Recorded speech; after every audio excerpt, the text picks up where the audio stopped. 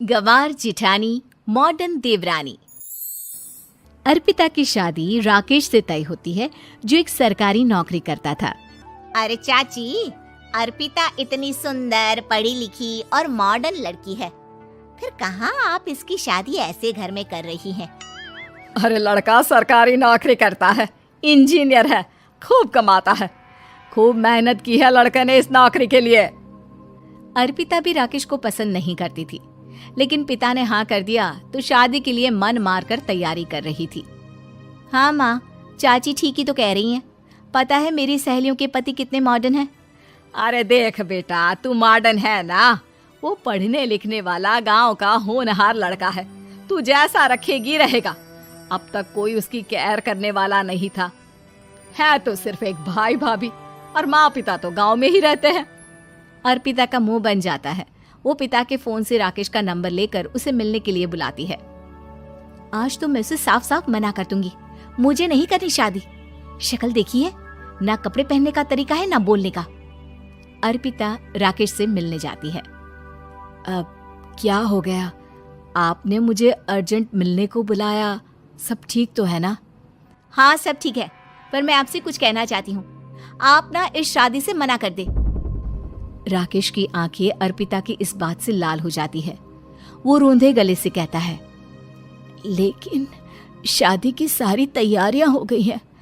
मैंने आपके साथ एक अच्छे भविष्य का सपना भी देख लिया है। ऐसा मत करिए प्लीज।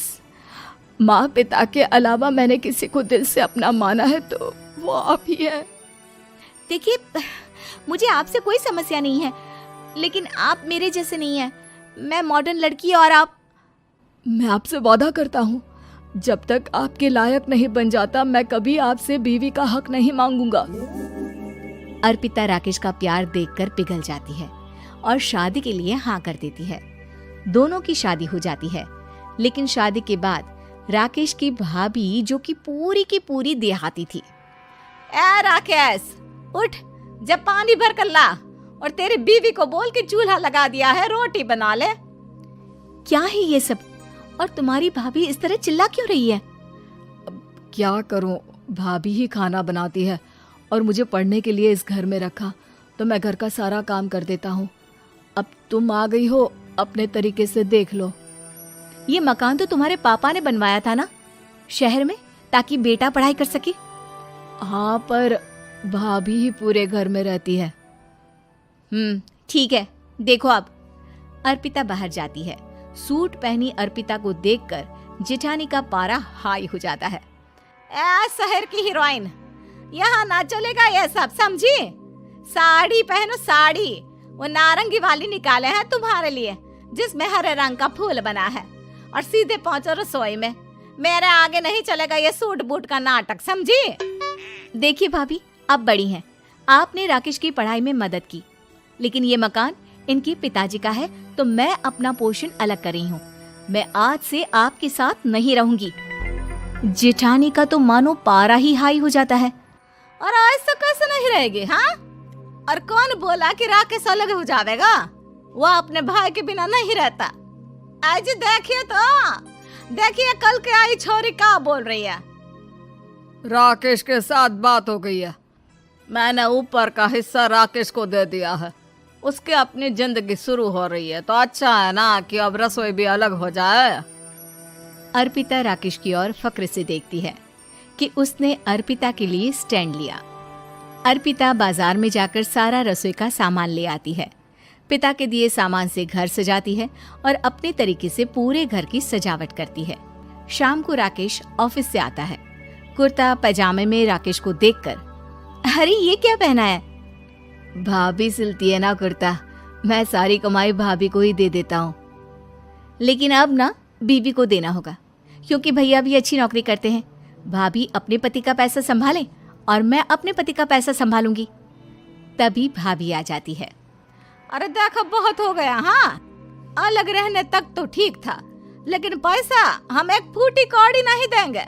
बचपन से तुम्हारे पति को हमने पाला है, उसका हिसाब दो। अच्छा, हिसाब चाहिए?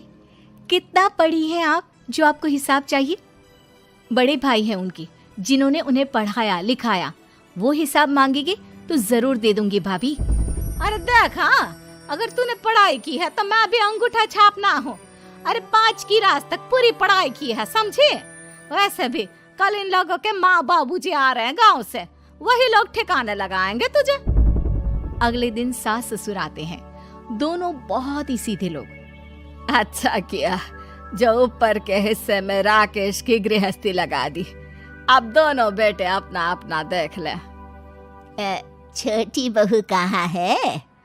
अरे बहुत ही चालाक है माँ जी, ऐसी जबान चलाती है जैसे दर्जी कैंची चलाता है। वैसे बहू तुम भी कम नहीं थी। और सुनाओ।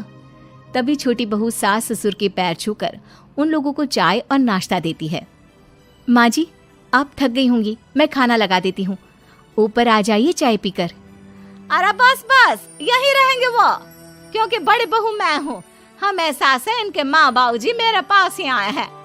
चलिए माँ जी, आप ना किचन में खाना बनाइए, मैं जरा बाजार होकर आती हूँ और फिर साथ में खाना खाते हैं। जेठानी बाजार निकल जाती है और सास ससुर बेचारे घर पर अकेले। फिर दोपहर को, माँ जी, मैंने आप सभी के लिए खाना बनाया है। माना मैं छोटी हूँ, लेकिन अच्छा लगेगा अगर आप लोग मेरे साथ रहें।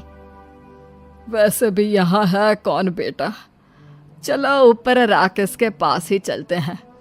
सास ससुर दोपहर का खाना खाकर वहीं आराम करने लगते हैं कि जेठानी आ जाती है। अरे वाह, ये तो वही बात हुई ना, कल की आई को पूरा परिवार और हम अकेले के अकेले। भाभी देखिए, परिवार में प्यार से रहा जाता है, ना कि चालाकी से। अम्मा खाना कैसे बनाती, पहले ही गांव से थक कर आई हैं। हाय रे दया, तो मैं का बाजार से ऐस करके आ रही हूँ। अरे भूख के मारे मेरा सर दर्द हो रहा है, और यहाँ मेरी फिक्र कौन करेगा? अरे तो किचन में खाना है, लगा देती हूँ मैं भाभी। बड़ी बैठकर खाना खाती है और शाम को जब राकेश घर आता है।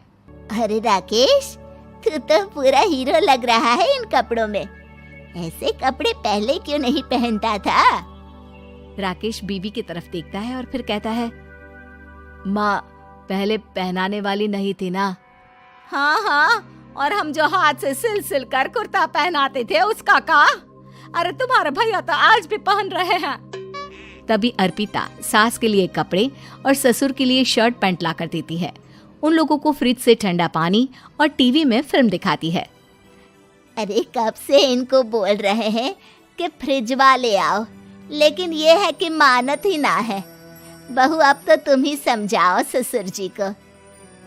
नहीं पापा, आप फ्रिज मत लीजिए। अरे वाह रे छोटे, खुद फ्रिज का ऐसे का मजा ले, और इनकी माँ के पास फ्रिज भी ना हो। अरे देखा पिताजी, देखा माँ जी कब बोल रही है।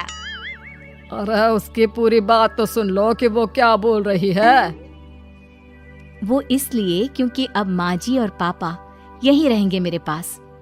घर को घर सिर्फ मॉडर्न या गांव की सोच नहीं, बल्कि संस्कार बनाते हैं भाभी, और संस्कार अच्छे हो तो सब सही हो जाता है।